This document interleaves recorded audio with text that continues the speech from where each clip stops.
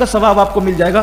लेकिन जो असल कुरान का मकसद है, जिंदगी बदलना, जिंदगियों में तब्दीली पैदा करना, जिंदगियों के अंदर इनकलाब पैदा करना, वो चीज़ हमारे अंदर नहीं आ पाएगी।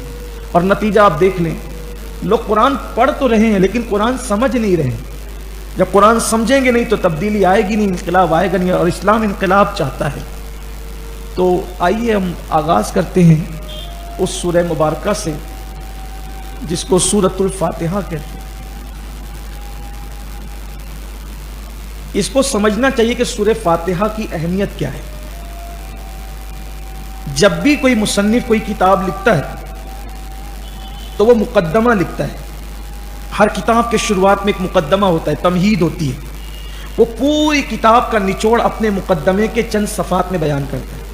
हज़ारों सफ़ात की किताब होगी लेकिन चंद सौ सफ़ात में या चंद सफ़ात में या दर्जनों सफ़ात में वो पूरी किताब का खुलासा अपनी सलाहियत के मुताबिक पेश करेगा। जैसे आप देखें कि इब्न खलदून ने किताब लिखी और पूरी एक ज़ख़ीम जिल्द में उसका मुकद्दमा है। अक्सर तारीख़ के तलबा को ये कहा जाता है कि अगर पूरी ना पढ़ सको तो मुकद्दमा देख लेना तो समझ में आ जाएगा। ऐसे ही आप और भी किताबें जो पढ़ते हैं आपको पता है। तो हर दुनिया का मुसन्निफ मुकद्दमे में पूरी किताब का निचोड़ रखता है बिला तमसील। अल्लाह की पूरी किताब के सारे मज़ामीन अल्लाह के रसूल अलैहिस्सलाम फरमाते हैं वो सूरह फातिहा में मौजूद हैं।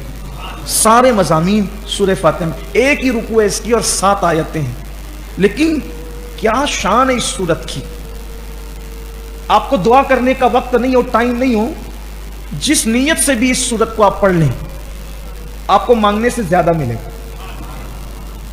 कोई बीमार हो उस पे पढ़ के दम कर दे उसे शिफा। इसीलिए इसका नाम हदीस में सूरतुश शिफा भी है कि इसके जरिए से अल्लाह ताला बंदों को शिफा था। और सहाबा किराम बहुत ज्यादा झाड़ फूक के लिए कुछ माज़ अल्लाह वो दूसरी चीजों का इस्तेमाल नहीं करते थे। या तो वो सूरतुल फातिहा पढ़ते थे या तो कुरान मुकद्दस की आखिरी सूरतें। सूरह फातिहा की शान ये, अभी भी ये जो कोरोना की वबा जो चल रही है, आप अगर मरीज के कान में बिस्मिल्लाह की मीम को अलहम की लाम में मिलाकर 7 मरतबा पढ़ के दोनों कान में दम कर दें, फिर उसकी बरकत देखिए। कोई मर्ज हो, कैसा ही मर्ज हो, बड़ी बड़ी बात है सूरह फातिहा की। और मैं तो ये लोगों से कहता हूं कि जो 5 वक्त की नमाज पढ़े वो तो बलाओं से महफूज ही रहे, इसलिए कि हर रिकत में सूरह फातिहा पढ़ना। दरअसल मसला ये है ना कि सूरह फातिहा पढ़ तो रहे हैं लेकिन तवज्जो ही नहीं है कि पढ़ क्या रहे हैं। कितना अजीम खजाना हाथ में है, इस पर तवज्जो नहीं है। इस सूरह मुबारका का नाम जो है फातिहा है, कुरान के असरार और रुमूज को खोलने वाली सूरत। इसको अल्लाह की रहमतों के बाब को खोलने वाली सूरत। रहमतों के अब्वाब खुलते हैं इस सूरत को पढ़ने से, इल्म के अब्वाब खुलते हैं इस सूरत को पढ़ने से। ये उम्मुल कुरान भी है, कुरान की असल है। ये सबा मसानी भी है, बार बार दोहराई जाने वाली सूरत है। कायनात में जितनी ये सूरत पढ़ी जाती है कोई सूरत इतनी नहीं पढ़ी जाती। ये सूरह फातिहा आगाज होता है बिस्मिल्लाह शरीफ से। हालांकि बिस्मिल्लाह शरीफ किसी सूरत का जुज नहीं है। बिस्मिल्लाह इसलिए पढ़ी जाती है कि 2 सूरतों के दरमियान फसल करे। अलबत्ता ये सूरतुल नमल की आयत का एक हिस्सा जरूर है, इसलिए कुरान मुकद्दस अल्लाह का कलाम ही, ये भी बिस्मिल्लाह शरीफ है, किसी सूरत का, यानी जो सूरत इब्तिदा में पढ़े उसका कोई हिस्सा नहीं है। ये सिर्फ फसल के लिए पढ़ी जाती है। और अल्लाह के हबीब अलैहिस्सलाम ने सहाबा को हुक्म दिया था कि कोई भी काम करो तो बिस्मिल्लाह से करो। कोई भी काम, हत्ता कि अगर चिराग बुझाओ तो भी बिस्मिल्लाह पढ़ के बुझाओ। घर का दरवाजा करो तो बिस्मिल्लाह, घर का दरवाजा बंद करो तो बिस्मिल्लाह पढ़ के बंद। जो काम करो बिस्मिल्लाह पढ़ के। क्यों? हदीस पाक में आता है कि जिस काम के आगाज में बिस्मिल्लाह पढ़ दी जाती है उस काम की तकमील अल्लाह के करम पर हो जाती है, फिर अल्लाह उसको पूरा फरमाता है। हर काम की इब्तिदा में बिस्मिल्लाह।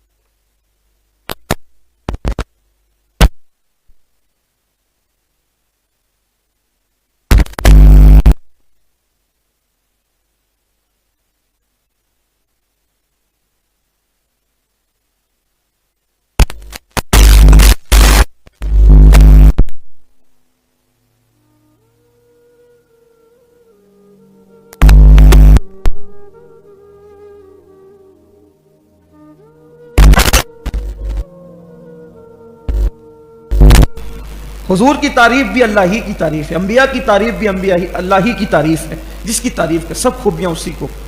और आप देखें अल्लाह अपनी हम्द के बाद कहता है वो सब खूबियां उसको जो रब्बुल आलमीन है। रब कहते हैं तरबियत करने वाले को, परवरिश करने वाला, सारे आलमीन का परवरिश करने वाला है। क्यों भाई, परवरिश अगर कोई किसी की करता है तो किसी लालच से करता है ना। जैसे बाप बेटे की परवरिश करता है तो इस लालच से करता है कि बुढ़ापे में मेरे काम आएगा। लेकिन अल्लाह ताला क्यों परवरिश कर रहा है? तो कहता है अर्रहमान अर्रहीम, इसलिए कि वो बहुत मेहरबान है, निहायत मेहरबान। ये रहमान जो है ना, ये मुबालगे का सिगा है, यानी जहां पर मेहरबानियों की इंतहा हो जाए, अब उसके आगे मेहरबानी का कोई तसव्वुर नहीं किया जाए, इतना मेहरबान है वो। अब यहां एक खूबसूरत बात आपसे अर्ज करूं, बहुत प्यारी बात। लोग कहते हैं मुसलमानों का खुदा खूंखार है, वो तो माज़अल्लाह लड़ाई का हुक्म देता है और झगड़े का हुक्म देता है, वही है माज़अल्लाह।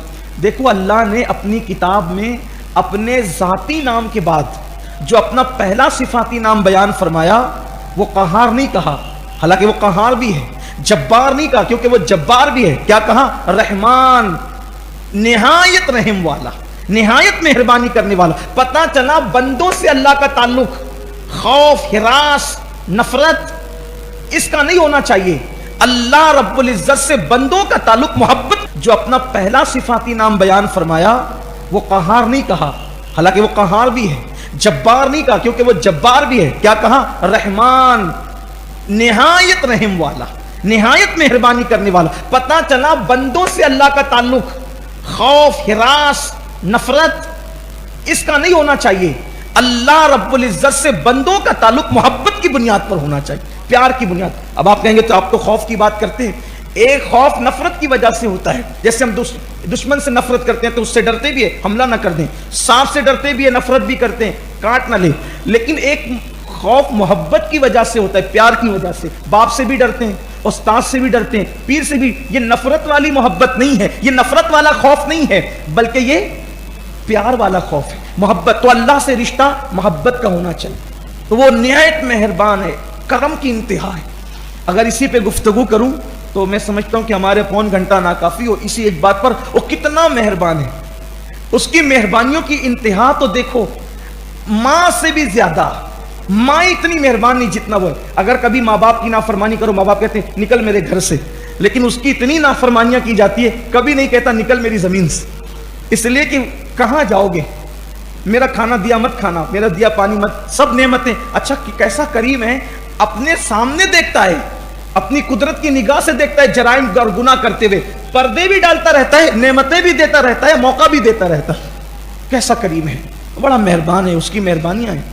फिर उसके बाद फरमाया कि लेकिन उसको रहमान और रहीम समझ करके बेबाक नहीं हो जाना।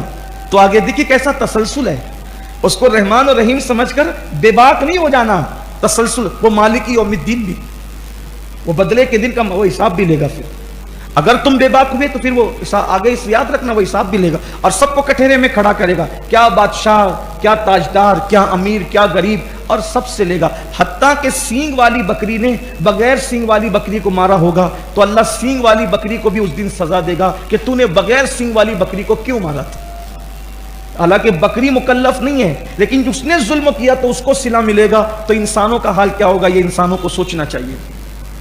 फिर उसके बाद कहा जाता है कि इबादत तो सिर्फ अल्लाह ही की, अल्लाह के सिवा किसी की इबादत नहीं। एक ही जात है इबादत के लायक, वो है रब्बे मोहम्मद। रब्बे मोहम्मद के सिवा कोई इबादत के लायक नहीं, कोई खुदा इबादत के लायक नहीं, एक ही खुदा। तो बंदों से कहलवाया जा रहा है। यहां भी कितनी खूबसूरत बात है, कहा जाता है इय्याका नअबुदु, हम तेरी ही इबादत कर रहे हैं अकेले। और क्या कहता है, हम तेरी इबादत। तो ये हम कौन है? तो यहां पर सूफिया बहुत खूबसूरत नुक्ता बयान करते हैं, अरे तू इबादत जो कर रहा है तो तेरी इबादत इस काबिल नहीं है कि कबूल हो जाए। तो वो जो सहाबा इबादत कर चुके, अंबिया इबादत कर चुके, औलिया इबादत कर चुके, अपनी इबादत को उनकी इबादत के साथ मिलाकर पेश कर तो अल्लाह उनके सदके तेरी भी कबूल फरमा लेगा। वैसा होता है ना, जैसे कि किसी के माल, कोई किसी का माल खोटा होता है तो खोटा माल 1 हो और खरा माल 10 हो। अब बेचने वाला बोले भाई सब साथ में देना है, तो बोलता छोड़ यार ये 10 तो अच्छे है ना, 1 खराब है तो क्या हुआ, बिला तमसील اپنی عبادتیں مقبولوں کے ساتھ پیش کرو تو ان مقبولوں کے صدقے ہماری عبادتیں بھی قبول ہو جائیں. اللہ کے لیے عبادت صرف تیری بات، اور مدد بھی صرف تجھی سے مانگتے ہیں.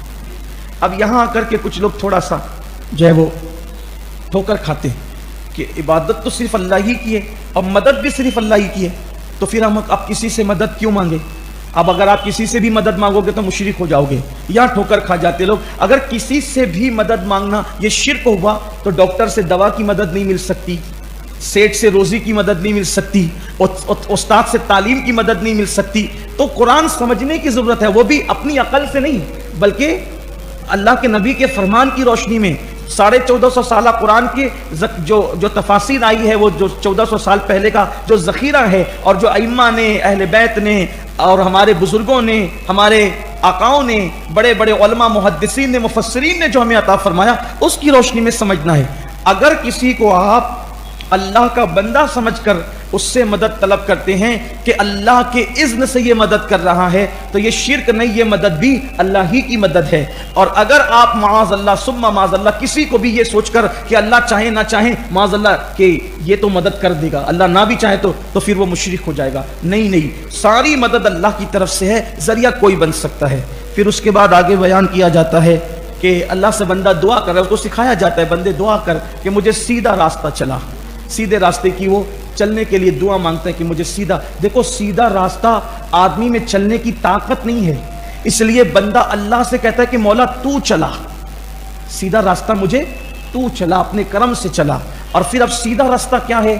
اس لیے کہ جب اللہ تعالیٰ نے شیطان کو نکالا تھا تو اس نے چیلنج کیا تھا کہ میں سیدھے راستے پہ بیٹھ کر تیرے بندوں کو ورگلاؤں گا. تب سیدھے راستے میں بڑے اختلاف ہے، تو بندے اس کو پہلے ہی دن واضح کر دیا گیا یہ سیدھا راستہ کس کا راستہ ہے. تو پھر وہ بھی بیان کر دیا گیا کہ نبیوں کا راستہ، صدیقین کا راستہ، شہداء کا راستہ اور اولیاء کا راستہ، یہ سیدھا راستہ ہے، تمہیں اس کی طرف چلنا ہے. مطلب یہ ہے کہ عبادت میں، ریاضت میں، راتوں میں، دنوں میں، شادی بیاہ میں، موت میت میں، ہر معاملے میں تمہیں کس راہ پر چلنا ہے؟ جس راستے پر انبیاء کرام چلے وہی سیدھا راستہ ہے. پھر اس کے بعد سیدھے راستے کے بعد ٹیڑھے راستے کی بھی نشاندہی کر دی گئی اور کہا گیا کہ مولا ان کا راستہ نہ چلا جس پر تو نے غضب کیا یا جو بہک گئے. یعنی ہمیں ولیوں کا راستہ چلا، ہمیں صدیقین کا راستہ چلا، ہمیں شہیدوں کا راستہ چلا، ہمیں نبیوں کا راستہ چلا، مگر ہمیں یہودیوں کا اور عیسائیوں کا راستہ نہ چلا. نہ ہم یہودیوں کے راستے پہ جانا چاہتے ہیں کہ یہودیوں نے کتابیں بدل دی، یہودیوں نے نبیوں کی توہین کی،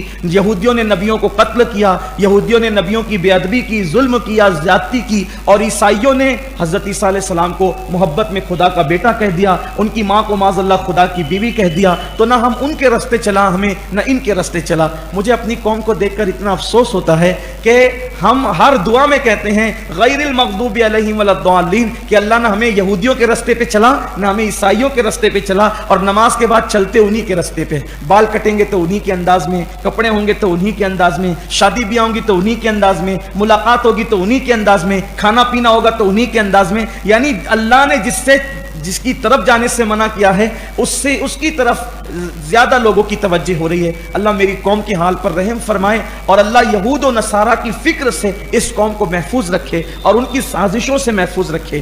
ہمیں بار بار اس کا خیال اپنے بچوں کو دلانا چاہیے کہ یہود و نصارہ کے راستے پر مت چلو، انبیاء کے راستے پہ چلو، صدیقین کے راستے پہ چلو، شہداء کے راستے پہ چلو، صالحین کے راستے پہ. اور جب سورہ فاتحہ پڑھ لی جائے تو آمین کہنا یہ سنت ہے، اور اس کی بڑی برکتیں، جس کی آمین فرشتوں کی آمین سے مل جائے اللہ اس کے گناہوں کی مغفرت فرما دیتا ہے.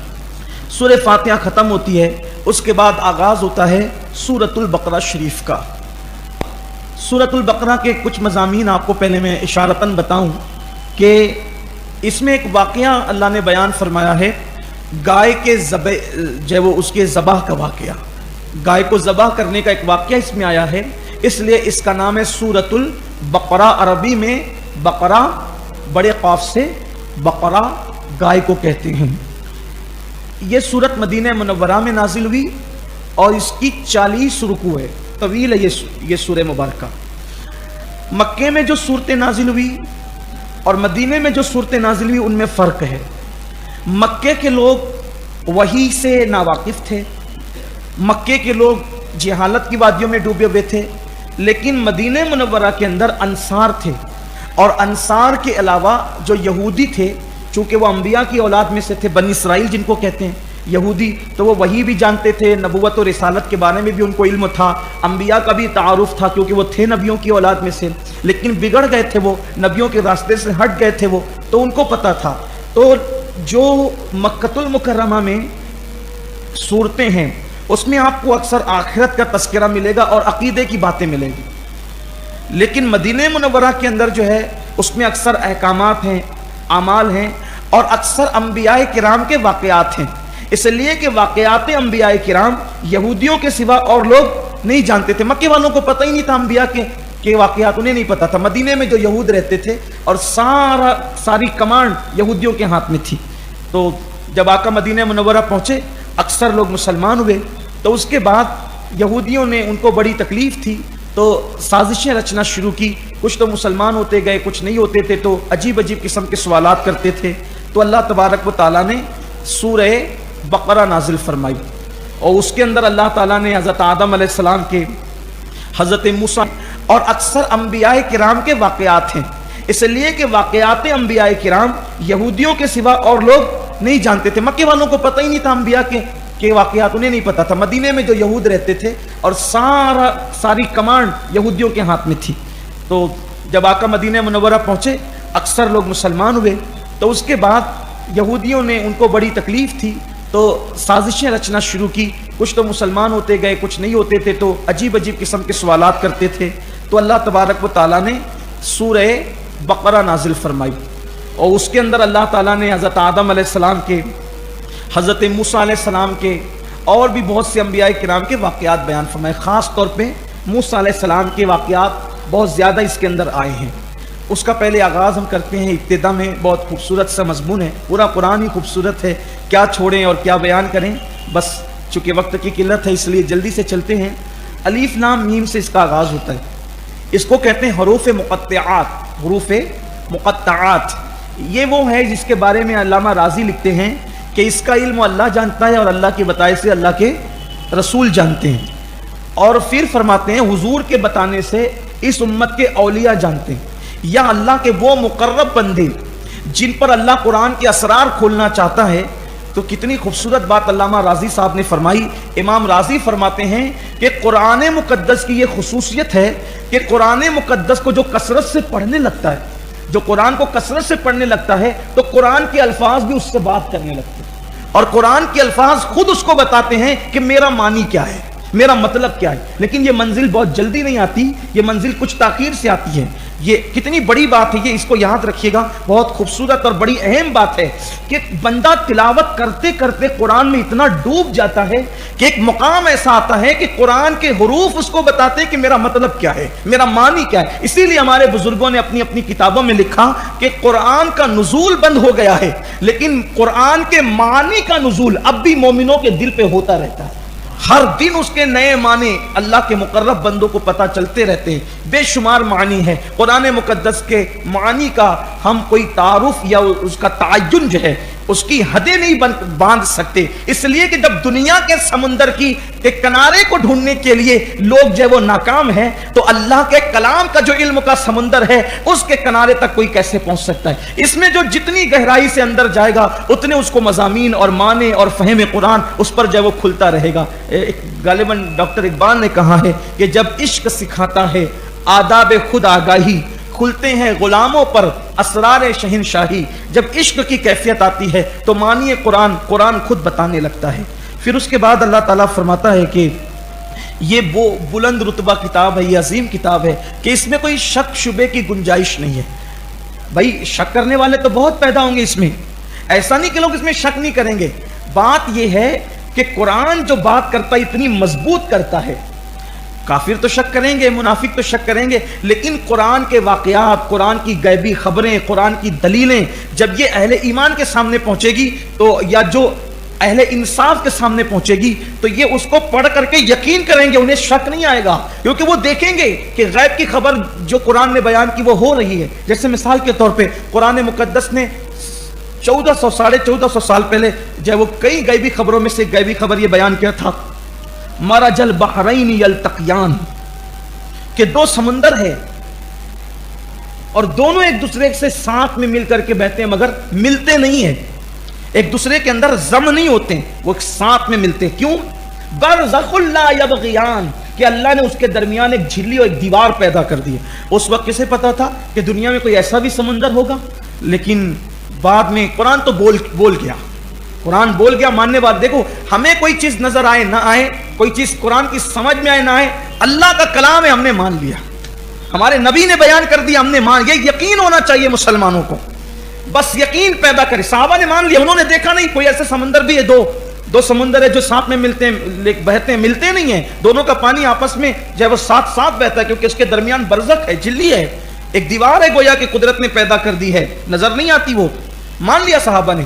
بعد میں لوگوں کو پتا چلا کہ وہ دو سمندر جہاں ملتے ہیں اور وہ آپس میں ایک دوسرے پہ چڑھتے نہیں، یہ ضم نہیں ہوتے ہیں، تو وہ تو افریقہ کے اندر ہے، ساؤتھ افریقہ میں، اور میں بھی گیا وہاں پر، میں نے بھی دیکھا اس کو، میں وہاں پر پہنچا ہوں، میں نے دیکھا یہ منظر قرآن مقدس کی آیت مبارکہ، لیکن قرآن تو بیان کر چکا۔ جس وقت میں وہاں پہنچا تھا تو میری خوش نصیبی یہ تھی کہ حضور قبلہ امیر سنی دعوت اسلامی بھی وہاں جو تشریف فرما تھے، وہ ساتھ لے گئے تھے مجھے، بلبل باغ مدینہ قاری رضوان خان صاحب بھی، ہم لوگ تینوں ساتھ تھے وہاں، اتفاق کی بات یہ، تو لیکن ہے ہم نے دیکھا اپنی وہ منظر دیکھا، خوبصورت منظر اپنی آنکھوں سے، وہ نظارہ ہم نے اللہ تعالیٰ نے دکھایا۔ تو دیکھو قرآن غیب کی بات کی، لیکن اس کا نظارہ آپ دیکھ رہے ہیں۔ اسی طریقے سے اور بھی قرآن مقدس کی، جیسے ایک چیز قرآن کہتا ہے یہ زمین اور آسمان کے درمیان کی جو خالی جگہ ہے، ہم نے اس کو بے مقصد بے فائدہ پیدا نہیں کیا۔ اب قرآن یہ بات کب کہی؟ 1400 سال پہ، کہ بھئی اب یہ خالی جگہ کیا کام کی؟ یہ دماغ میں آتا ہے خالی جگہ کیا کام کی؟ اور قرآن کیا کہہ رہا ہے؟ خالی جگہ ہم نے تمہارے فائدے کے لیے پیدا کی۔ کب کہا؟ 1450 سال پہلے۔ آج دنیا اسی خلا کے اندر سیٹلائٹ کے نظام کے ذریعے سے کتنا کام کر رہی، تو ہے نا فائدے کی چیز۔ اس وقت لوگوں کو سمجھ میں نہیں آ سکتا تھا، لیکن آج دیکھ رہے ہیں لوگ، تو قرآن کی غیب کی خبریں لوگ دیکھ رہے ہیں اور انشاءاللہ دیکھیں گے۔ دراصل لوگوں کو قرآن سے جو لرزت آ رہی ہے نا، اسی لیے آ ہے کہ وہ جانتے ہیں کہ کسی مذہب کے پاس وہ طاقت، وہ حقانیت، وہ روشنی، وہ نور نہیں ہے جو مذہب اسلام کے پاس موجود ہے، اس لیے انہیں لرزت آ رہی ہے۔ قرآن پہ جو حملے ہو رہے ہیں نا، اسی لیے ہو رہے، شک پیدا کرو، لیکن انہیں نہیں پتا اہل ایمان مر جائیں گے، ان کے ٹکڑے ٹکڑے کر دیے جائیں گے، قرآن سے لڑنے والا ذلیل ہو جائے گا، لیکن قرآن مقدس کی عظمت 14ویں رات کے چاند سے بھی زیادہ روشن رہے گی، اس میں شک و شبے کی گنجائش نہیں۔ پھر اس کے بعد کہا گیا یہ قرآن پیغام سب کے لیے ہے، یہ قرآن پیغام سب کے لیے ہے، لیکن ہدایت اس سے متقی لوگ ہی حاصل کریں گے، اس سے جو فیض لیں گے وہ متقی لوگ ہیں۔ اب متقی کون؟ تو اس کو قرآن اب کھول رہا ہے۔ قرآن کہتا ہے متقی وہ ہیں، دیکھیے بات قرآن واضح کرتا ہے، کہیں چھوڑتا نہیں ہے۔ متقی وہ لوگ ہیں، پہلی نشانی متقیوں کی کہ وہ غیب پہ ایمان لاتے ہیں۔ غیب مطلب کیا؟ وہی، برزخ، قبر کے اندر کیا ہوگا وہ جو بتایا گیا، آخرت، جنت، دوزخ، اور خود غیب الغیب اللہ کی ذات۔ المختصر یہ کہ حضور علیہ السلام نے جتنا بتایا اس سب کو مان لینے کا نام ہے ایمان بالغیب۔ سب حضور نے غیب کی خبریں دی نا، اب جس نے غیب کی خبریں دی وہی تو غیب داں نبی ہے صلی اللہ علیہ وسلم۔ اب ہمیں قبر نظر آتی ہے کہ یہ 2 گز ہے، چھوٹی سی اتنی سی قبر نظر آتی ہے، 2 گز ہے، لیکن حدیث پاک اس کے لیے یہ ہے کہ یا تو وہ جنت کے باغوں میں سے ایک باغ ہے یا تو وہ جہنم کے گڑھوں میں سے ایک گڑھا ہے۔ ہم نے مان لیا اس کو، ہمیں اپنی آنکھوں پر اعتماد اتنا نہیں ہے جتنا نبی کے فرمان پر ہے، کیونکہ میرے اللہ کی شان ہے۔ ارے یہ 2 گز قبر زمین تو بہت بڑی ہے، جب وہ ماں کے پیٹ میں اتنے سے پیٹ میں پورے بچے کو سما دیتا ہے، سوچے نا ذرا کہ کیا شان ہے اس کی۔ تو وہ قبر کے اندر اگر کوئی جنت کا باغ بنا دے یا جہنم کا گڑھا بنا دے، اس کے لیے کوئی مشکل نہیں ہے، کن فیکن اس کی شان ہے، وہ کہتا ہے کن ہو جا تو ہو جاتا ہے معاملہ۔ تو متقیوں کی پہلی نشانی کیا ہے کہ وہ ایمان لاتے ہیں، غیب پہ مان لیا۔ ہمیں جو نظر نہیں آ رہا ہے، غیب کہتے ہیں حواس خمسہ سے جو اللہ نے ہمیں حواس دیے، جب اس سے معلوم نہ کر سکیں وہ غیب ہے۔ تو قیامت غیب ہے، وہی غیب ہے، آخرت غیب ہے، جنت دوزخ غیب ہے، قرآن اللہ کی کتاب ہے، یہ بھی تو غیب ہے۔ حضور ہی نے بتایا نا اللہ کی کتاب ہے، سب کو مانو، یقین کرو اس پہ، ایک ذرہ برابر ہلنا ڈلنا نہیں، یقین کے ساتھ، محکم یقین کے ساتھ۔ تو یہ متقیوں کی پہلی علامت ہے۔ پھر متقیوں کی دوسری علامت بیان فرمایا کہ وہ لوگ جو ہیں نماز قائم کرتے ہیں۔ متقیوں جو قرآن سے فائدہ لینے کی صلاحیت رکھتے ہیں، قرآن جن کے لیے ہدایت ہے، پہلی نشانی تو ایمان ہے، دوسری نشانی ایمان لانے کے بعد وہ بے نمازی بن کے گھومتے نہیں ہے، بلکہ وہ نماز قائم کرتے ہیں۔ یہاں 2 جملے بول کے آگے بڑھنا چاہتا ہوں، نماز کی فضیلت پہ تقریریں بہت موجود ہے۔ नमाज पढ़ने का हुक्म नहीं दिया गया इसमें। यहां नमाज पढ़ने की बात, पूरी उम्मत नमाज पढ़ रही है इस वक्त, 250 करोड़ मुसलमान हैं, सब नमाज पढ़ रहे हैं, कोई कम कोई ज्यादा, और नमाज पे तवज्जो भी है माशाअल्लाह, लोगों की मुबारकबाद है। लेकिन कुरान ने नमाज पढ़ने का नहीं कहा, कुरान ने कहा इकामते सलाह, नमाज कायम करो। पढ़ने में और कायम करने में क्या फर्क है? पढ़ने में और कायम करने में क्या? पढ़ते हैं हम, कायम करने वाले, इकामत सलाह। इसकी तशरीह में मुफस्सिरीन लिखते हैं इकामत सलाह की पहली शर्त कि जानबूझकर कभी नमाज छोड़ता नहीं है, पहली शर्त। यानी सर दर्द कर दिया, बुखार आ गया, नहीं, बीमार है, कितना भी बीमार है, चल खड़ा नहीं हो सकता, बैठ के पड़ेगा, बैठ के नहीं पढ़ सकता, लेट के पड़ेगा, इशारे से पढ़ेगा, लेकिन जानबूझ के वो नमाज नहीं छोड़ेगा। इकामत सलाह पहली चीज। दूसरी बात, पढ़ने में और कायम करने में क्या? पढ़ते हैं हम, कायम करने वाले, इकामत सलाह। इसकी तशरीह में मुफस्सिरीन लिखते हैं इकामत सलाह की पहली शर्त कि जानबूझकर कभी नमाज छोड़ता नहीं है, पहली शर्त। यानी सर दर्द कर दिया, बुखार आ गया, नहीं, बीमार है, कितना भी बीमार है, चल खड़ा नहीं हो सकता, बैठ के पड़ेगा, बैठ के नहीं पढ़ सकता, लेट के पड़ेगा, इशारे से पढ़ेगा, लेकिन जानबूझ के वो नमाज नहीं छोड़ेगा। इकामत सलाह पहली चीज। दूसरी बात, फिर उस इकामत सलाह में ऐसा नहीं कि जैसे चाहो पढ़ लो। कुछ लोग कहते हैं अरे अल्लाह कबूल करने वाले, जैसे चाहो पढ़ लो। इकामत सलाह के बारे में ये जखीरा है 1400 साल हमारे पास, उसमें ये है, इकामत सलाह का मतलब ये है कि नमाज की जाहिरी और नमाज के बातनी कवानीन को सामने रखकर उस पर अमल किया जाए, ये इकामत सलाह। नमाज पढ़ के छुट्टी नहीं मिलेगी, नमाज कायम करो। अब जाहिरी शर्तें क्या हैं? तकबीर तहरीमा से लेके सलाम फिरने तक कौन से अरकान को किस कानून के मुताबिक करना चाहिए। जैसे एक छोटी सी बात बताता हूं, लोग नमाज शुरू करते तो वो यूं सर झुकाते, अल्लाहु अकबर, ये नमाज के कानून के खिलाफ है। आपको सर झुका के तकबीर तहरीमा नहीं कहना है, आपको काबे की तरफ सामने देखकर तकबीर तहरीमा कहना है, ये कानून है। सल्लू कमा राइतमुनी उसल्ली का, नमाज ऐसे पढ़ो जैसे मुझे पढ़ते हुए देखते हो। फिर उसके बाद यानी दिल में कहा अल्लाह अकबर, सुनाई, खुद को भी सुनाई नहीं दिया, नमाज ही शुरू नहीं हुई। इसलिए नमाज सीखो, उसके कायदे के मुताबिक, कानून के मुताबिक मसाइल सीख कर नमाज पढ़ो। ये तो जाहिरी शर्तें हुई। और बातनी शर्त यह है कि खुशू व खुजू के साथ ये मंजिल होनी चाहिए, अंतअबुदल्लाह कअन्नका तरा फ़इन लम तकुन तरा फ़इन्नहु यराक, कि जब तुम अल्लाह की इबादत करो तो इस शान से करो कि गोया तुम अल्लाह को देख रहे हो। ये बड़ी मंजिल है बात, तुम अल्लाह को देख रहे हो, ये शान होनी चाहिए। और अगर ये पोजीशन तुम्हारी नहीं है तो फिर ये कि अल्लाह तुम्हें देख रहा है, अल्लाह तो तुम्हें देख ही रहा है। तो कम से कम ये मुत्तकी लोगों की नमाज इकामत सलाह है कि जब नमाज में खड़े रहो तो सोचो कि अल्लाह मुझे, ये इकामत सलाह।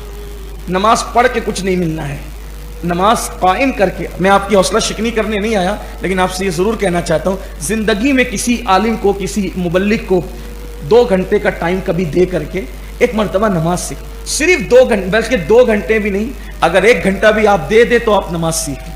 कम से कम इतनी तो सीख लेंगे कि चलो जाहिरी तौर पे नमाज हो जाए। किसी दिन हम एक ऐसा प्रोग्राम सेट कर लेते हैं कि जिसमें आप और हम सब शरीक हो जाएं और उसमें प्रैक्टिकल तौर पर एक बार नमाज की इस्लाह कर लें। बल्कि अगर अल्लाह ने तौफीक दी तो अपने काम करेंगे कि आखिरी अशरे में ही किसी दिन बयान मुख्तसर करके हम थोड़ा सा टाइम इस पर दे देंगे ताकि हमारी नमाज दुरुस्त हो जाए। अल्लाह करे एक बार नमाज दुरुस्त, ये जन्नत की चाबी है नमाज। सारी चाबियों को अपने पास रखने की फिक्र करते हैं, जरा ये भी चाबी, इसकी भी जरा फिक्र करें। तो वो मुत्तकी लोग वो हैं कि जो नमाज को कायम करते हैं। फिर फरमाया वह हलाल कमाई से अल्लाह की राह में खर्च करते, यानी जिनको कुरान फायदा देगा, किसको देगा? ईमान वालों को। फिर ईमान लाने के बाद नमाज कायम करें, फिर अल्लाह ने जो दिया है उसमें से खर्च करें। किसकी राह में? अल्लाह। सब अपने लिए हड़प नहीं करना, सब अपनी जात पर ही खर्च नहीं करना, अल्लाह की राह में भी खर्च करना, ये मुत्तकियों की निशानी है। फिर फरमाया जो आप पर नाजिल हुआ वो उस पर भी ईमान लाते हैं, और जो आपसे पहले नाजिल हुआ उस पर भी ईमान लाते हैं। और यहां कह के कुरान रुक गया। देखो यहां भी क्या प्यारा नुक्ता आ रहा है कि कुरान कहता है जो आप पे नाजिल हुआ वो उस पर ईमान लाते हैं, और जो आपसे पहले नाजिल हुआ उस पर ईमान लाते हैं। आपके बाद जो नाजिल होगा उस पर बात नहीं की गई, इसलिए कि आपके बाद कुछ नाजिल होना ही नहीं है। तो ये आयत भी खत्म नबूवत का ऐलान कर रही है कि अब आपके बाद तो किसी चीज को मानना ही नहीं है, जो आप पर आ गया बस वो खत्म है, आखिरी है, इसके बाद कुछ आना ही नहीं है। तो ये भी यहां भी खत्म नबूवत का ऐलान हो रहा है। پھر اس کے بعد فرمایا کہ وہ آخرت پر بھی ایمان لاتے اور یہی لوگ کامیاب ہیں. پھر ایک لمبا چوڑا تعارف منافقین کا کرایا گیا. اب میں وہ سب چیزیں نہیں پڑھوں گا, صرف 2 جملوں میں منافقین کا تعارف بیان کر دوں. حضور علیہ السلام جب مدینہ شریف گئے تو کچھ یہودی تھے جو حضور علیہ السلام سے چڑھتے تھے, ناراض رہتے تھے, لیکن ان کی کچھ چل نہیں پاتی تھی, تو انہوں نے یہ منصوبہ کیا کہ ظاہر میں کلمہ پڑھ لو اور دل میں کافر رہو, یہودی رہو. اس کو کہتے ہیں, یعنی زبان سے کلمہ پڑھے اور اندر سے کافر رہے, اس کو کہتے ہیں منافق. پھر ان کی نشانیاں بیان کی. لیکن میری گزارش ہے, آج کے دور میں ہم کسی کو منافق نہیں کہہ سکتے. وجہ کیا ہے؟ اس لیے نہیں کہہ سکتے کہ زبان پہ کلمہ اور دل میں کفر ہے. تو ہمارے پاس دلیل کیا ہے کہ اس کے دل میں کفر ہے؟ ہم نے تو اس کا دل چیر کے دیکھا نہیں نا.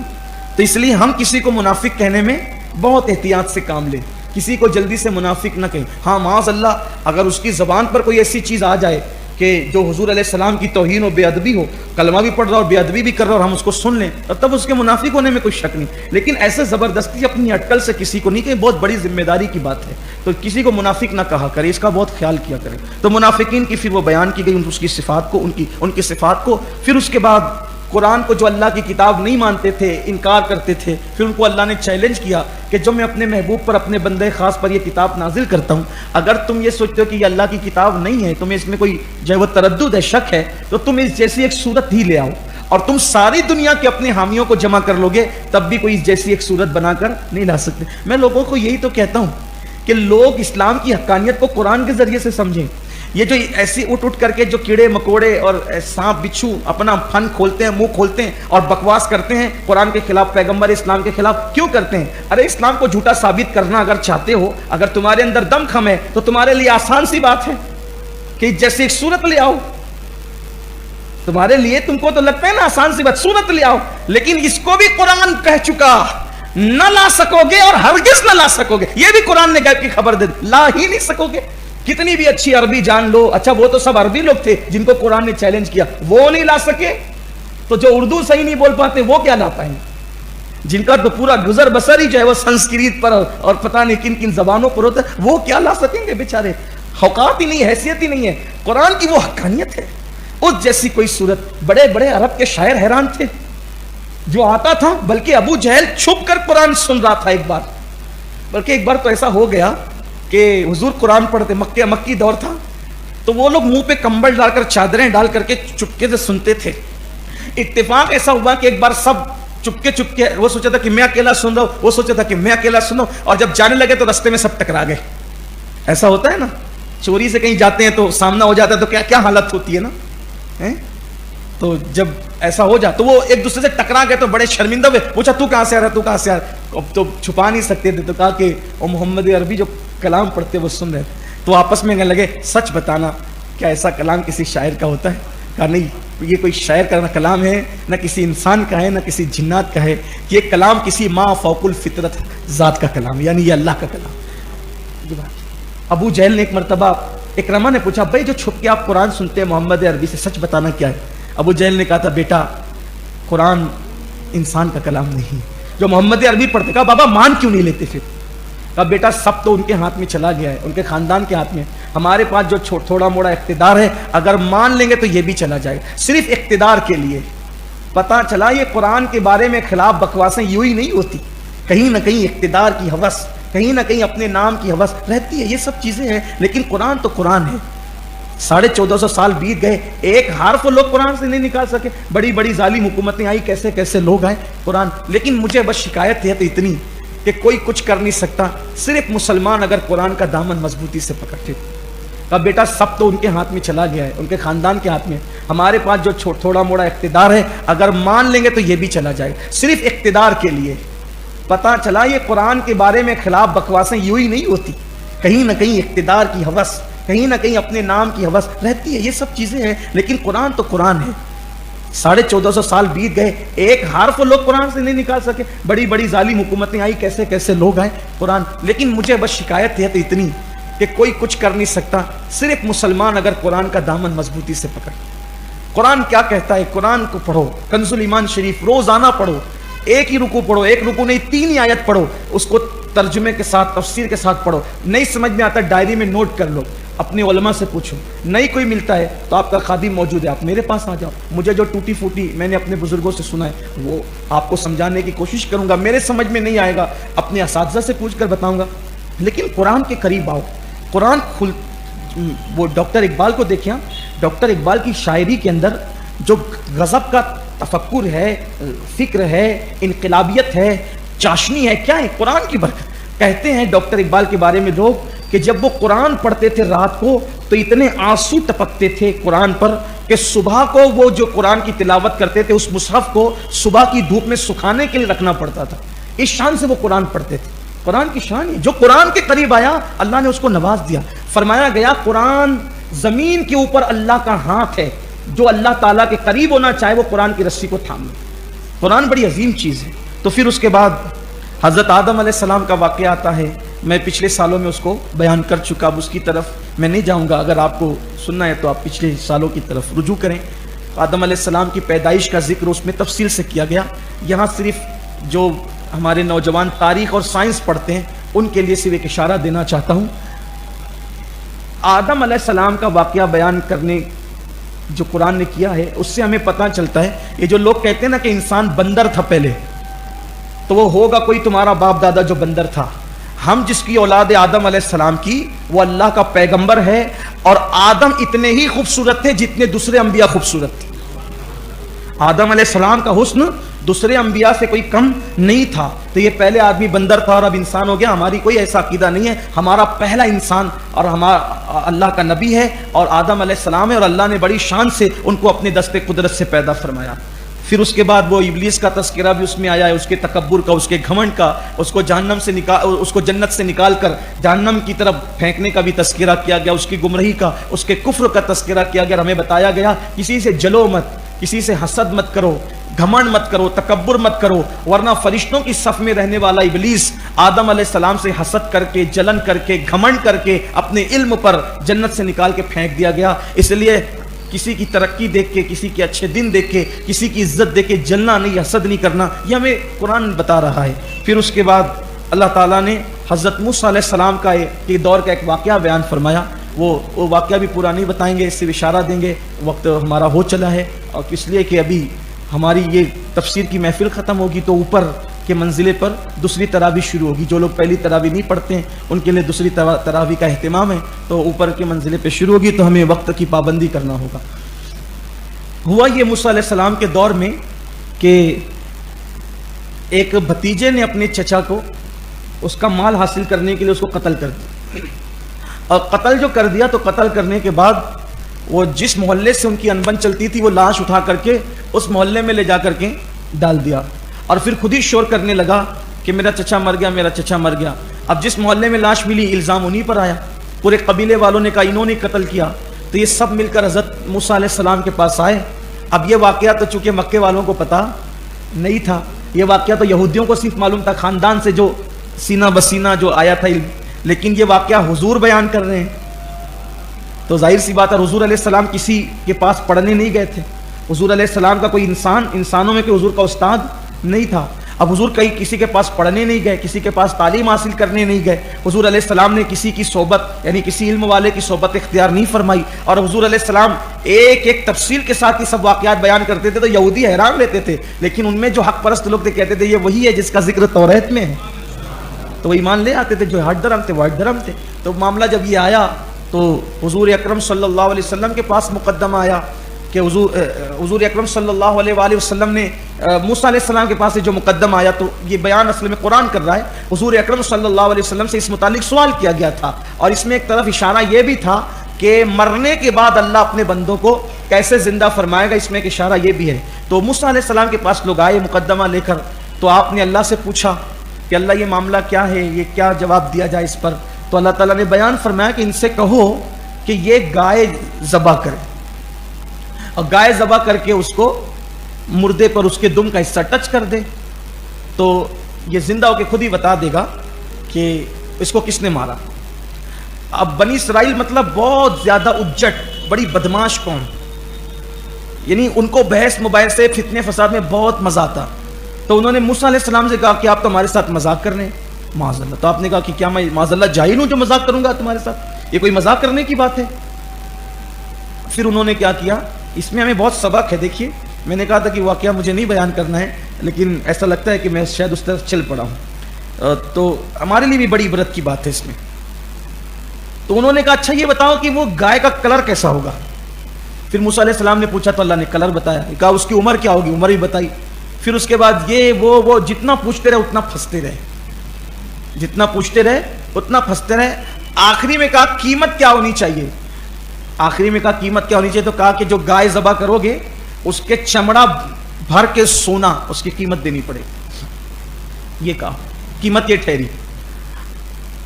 اور اتفاق یہاں پر اس پر چونکہ آج قرآن مقدس میں ماں باپ کے ساتھ اس نے سلوک کا بھی اور فرما برداری کا بھی ذکر آیا ہے, تو یہاں وہ بات بھی آ جاتی ہے. ایک یتیم لڑکا تھا بنی اسرائیل میں, وہ اپنی ماں کا بڑا فرما بردار تھا, اور اس کے وہ بچیا اس نے اس کے حصے میں آئی تو اس نے پال رکھی تھی. تو ایک دن اس کی ماں نے کہا کہ بیٹا یہ جاؤ اور یہ گائے کو یہ بچیا جو ہے نا, کیا کہتے ہیں اپنے اس کو, بچڑی, گائے کے جو چھوٹی ہوتی ہے اس کو بچیا کہتے ہیں نا, وہ اپنے اس کو بچڑی کہتے ہیں, مالیگاؤں بچڑی کہتے ہیں نا, وہ بچڑا ہوتا ہے بڑا, اور اس کی جو مادہ ہوتی ہے وہ بچڑی. تو وہ گائے کی جو بچیا ہے اس کو بیچو. کہ بیٹا میرے مشورے بغیر نہیں بیچنا. تو اللہ نے فرشتوں کو بھیجا, اور فرشتوں نے اس کی ماں نے جو قیمت کہا تھا اس سے زیادہ قیمت لگائی. اب دیکھو ماں نے جو قیمت کہا تھا فرشتے لگا رہے تھے اس سے قیمت زیادہ, تو اس نے زیادہ قیمت پہ لالچ نہیں کی, بلکہ کہا کہ میں میری ماں سے پوچھے بغیر نہیں بیچوں, کیونکہ ماں تو یہ کہہ رہی ہے آپ لوگ یہ کہہ رہے ہو. حالانکہ کم نہیں کر رہے تھے, وہ زیادہ کر رہے تھے. تو کہا ماں کا اتنا فرما بردار تھا وہ, تو وہ اللہ کو ماں کی فرما برداری پسند آئی. اللہ نے فرشتوں کے ذریعے سے کہا کہ یہ بچیا بھی پالو, یہ بہت قیمت دے گی تمہیں. تو پھر تو وہی جو انہوں نے پوچھا نا, جب نشانی کیا ہوگی, عمر کیا ہوگی, کلر کیا ہوگا, تو وہی ساری جو اس بچڑی کے اندر, پھر وہ بچڑی تو بڑی ہو کر گائے بن چکی تھی, تو وہ جوان ہو گئی تھی, تو پھر وہ ساری نشانی بتائی. اور جب انہوں نے قیمت پوچھی تو اللہ نے فرمایا کہ ان سے کہو اب چمڑا بھر کے سونا دو. تو ایک تو یہ کہ ان کو ان کے منہ چلانے کی سزا ملی. اگر نبی نے پہلی بار ان کو کہہ دیا تھا نا کہ گائے ذبح کر کے ٹچ کر دو, تو یہ کوئی بھی گائے کہیں سے بھی لاتے تھے, ذبح کرتے تھے تو ان کا کام ہو جاتا تھا. لیکن یہ زیادہ بکراتی کرنے میں اور سوالات زیادہ کرنے میں ان کے یہ پھنستے چلے گئے. آج کل کے نوجوانوں کا بھی یہی حال ہے کہ یہ ایسا کیوں, وہ ویسا کیوں, وہ زیادہ اس کے اندر جو ہے نا وہ کریدنے کی کوشش کرتے ہیں. تو کسی بھی چیز کو ایک حد تک ہی رکھو, بہت زیادہ وہ کریدنے جاؤ گے نا تو کچھ نہیں کر سکو گے. جیسے ایک مرتبہ ایک سفر میں ایک صاحب میرے ساتھ ہو گئے. اب ایک بندے کے یہاں دعوت تھی کھانے کی, تو دعوت میں پہنچے. اب وہ صحیح العقیدہ نیک آدمی, نمازی آدمی, تو مجھ سے کہتے ہیں ان سے پوچھو کہ یہ جو ذبیحہ ہے وہ مسلمان صحیح العقیدہ کے ہاتھ کا ہے کہ نہیں. میں نے کہا تم پوچھو, میرے لیے اتنا کافی ہے کہ میں ایک سنی صحیح العقیدہ کی یہاں دعوت میں جا رہا ہوں, وہ پڑھا لکھا آدمی ہے اور وہ محتاط آدمی ہے, تو وہاں کریدنے کی ضرورت کیا ہے. وہ میں نے کہا تم ہی پوچھو. تو انہوں نے پوچھا تو اس نے کہا نہیں میں اس کو جانتا ہوں. میں نے کہا کہ اب میں آپ سے دوسرا سوال کرتا ہوں کہ جب یہ ذبح کر رہا تھا تو اس نے بسم اللہ زور سے پڑھی تھی کہ دھیرے پڑھی تھی, یہ بتاؤ ہی نہیں. کہا نہیں یہ تو مجھے نہیں پتا. میں نے کہا پھر ان سے کہو یہ نہ کھائیں, اس لیے کہ کریدنے مت بیٹھو. اللہ رسول نے کریدنے کی اجازت نہیں دی. جتنی چیز ہمیں کہیے اتنا کرو. ہاں اگر کوئی ایسے ملک میں آپ پہنچ گئے جہاں آپ کو ایسا لگتا ہے کہ کافروں کی اکثریت ہے, صحیح العقیدہ مسلمان نہیں, وہاں تحقیق کیجیے. آپ مسلمانوں کے گھر میں بھی لوگوں کو یوں تکلیف پہنچائیں گے؟ غیبت کرنے کے لیے تو آپ تھکتے نہیں ہو. ایک جناب کو میں نے دیکھا کہ وہ دھندا کرتے سود کا, پکڑے بھی گئے بعد میں, اور وہ جیب میں کٹورا لے کر کے پھرتے رہے کہ میں جو ہے وہ ہوٹل کے کپ میں چائے نہیں پیتا. تو میں نے کہا پھر ہوٹل کی چائے کیوں پیتے ہو, گھر کی پیو. یہ لنگڑا لولا کہاں سے تم نے تقوی اختیار, یہ تقوی کو لقوہ کہاں ہے تمہارا, یہ کوئی بات ہوئی؟ تو یہ ساری چیزیں نہ کرو. جتنا حضور نے کیا ہے واللہ وہی تقوی ہے, اس سے زیادہ جو پڑے گا وہ خرافات میں پڑے گا. اور حضور نے کیا کیا سنو, حضور نے کیا کیا. امام اہل سنت نے اس کو لکھا فتاوی رضوی شریف کے. ایک سفر میں اللہ کے رسول علیہ السلام ہے, حضور کو وضو کرنا ہے. دیکھو یہ جو نوجوانوں سے خاص توجہ چاہتا ہوں, یہ جو کریدتے ہیں نا, کریدنے والوں کو کہہ رہا ہوں دین آسان ہے. الدین یسر, دین آسان, اسے مشکل نہ بنا. بشروا ولا تنفروا, یسروا ولا تعسروا, خوشخبری سناؤ لوگوں کو نفرت مت دلاؤ, آسانی بتاؤ مشکل میں مت ڈالو. معاذ اللہ یہ بھی نہیں کہ آسانی کے چکر میں حرام کام کریں, یہ بھی نہیں کہتا. افراط و تفریط نہیں. درود شریف अस्सलातु वस्सलाम अलैका या रसूल अल्लाह व अला आलिका व अस्हाबिका या हबीब अल्लाह सल्लल्लाहु अलैहि वसल्लम। सफर में हुजूर अलैहि सलाम वुजू करना है, नमाज का वक्त हो गया, एक पानी देखा अल्लाह के रसूल अलैहि सलाम, पानी जमा हुआ देखा, और वो पानी देख करके साथ में फारूक आजम भी थे, हुजूर वुजू के लिए चले तो फारूक आजम ने, एक शख्स वहां मौजूद था, वो शायद वहीं का रहने वाला था, उससे पूछा अरे पहले ये बताओ कि ये यहाँ दरिंदे पानी पीने के लिए आते हैं कि नहीं आते। इससे पहले कि वो वहां का आदमी बोलता, हुजूर ने कहा चुप रहो, मत बताओ, कुछ मत बताओ। फिर फारूक आजम से फरमाया, उमर जब ये मामला तुम्हारी नजर से छुपा हुआ है तो इसमें कुरैत कर तहकीक करके मुशक्कत में क्यों पड़ते हो? जब तुम्हें मालूम नहीं है तो ये पानी तुम्हारे लिए पाक है, और जब तुम्हारे लिए पाक है तो तुम इससे वुजू कर सकते हो। इसलिए पूछ करके अपने लिए मुसीबत खड़ी मत करो, मुशक्कत में मत डालो। ये है इस्लाम की रविश, ये है, इसी पर चलो, कुरेदो नहीं किसी चीज। हाँ, जितना इस्लाम कहता है तहकीक का बिल्कुल कीजिए तय। जैसे कुछ लोग इतने बेबाक हैं माज़अल्लाह कि जिन चीजों के अंदर हराम चीजें मिली खा रहे हैं लोग, भी हराम चीजें पी रहे हैं, हराम चीजें इस्तेमाल कर रहे हैं। लेकिन अब किसी अखबार में आ गया ये बिस्किट में सुअर की चर्बी मिली हुई है, अब वो पूरे लोग पड़ गए नहीं ये बिस्किट नहीं खाना, इस दवा के अंदर ये सुअर की चर्बी मिली हुई है। ऐसे अखबार की रिपोर्ट से कोई बिस्किट हराम नहीं होता। ऐसे यूट्यूब चैनल पर कोई भी उठ करके मुंह से बोल दे तो ये इसमें सुअर की चर्बी है, ऐसे हराम नहीं होता। आपने अपनी निगाह से देखा, आंख से देखा, देखिए उलमा की तहकीक देखिए। उसके लिए कतई किसी चीज को हराम कहने के लिए कतई और यकीनी सबूत की जरूरत है।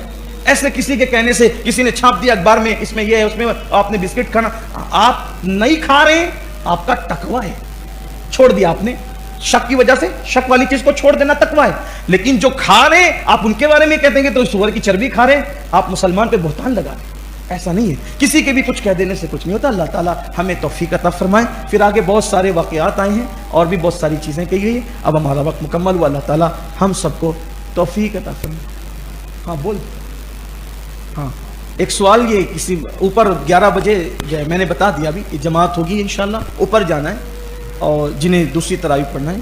सवाल किया गया तरावी की नियत के हवाले से, तो जिसने पूछा है तो तरावी की नियत आप 2-2 रकत करें, 2-2 रकत करें, हर मर्तबा नियत करें। नियत की मैंने 2 रकत सुन्नत तरावी वास्ते अल्लाह के, वो मेरा तरफ काबा शरीफ के पीछे से इमाम, अल्लाह अकबर। ज़बान से ना कह सकें, सिर्फ हर मर्तबा दिल में इतना ख्याल कर लें, अल्लाह मैं तेरे लिए इमाम के पीछे सुन्नत तरावी पढ़ रहा हूँ, ये नियत कर लें। इसलिए कि नियत जो है वो दिल के इरादे का नाम है, ज़बान से कह लेना अफजल है। अल्लाह तौफीक दे, गुफ्तगू के दरमियान कोई गलती हो तो अल्लाह माफ़ फरमाए।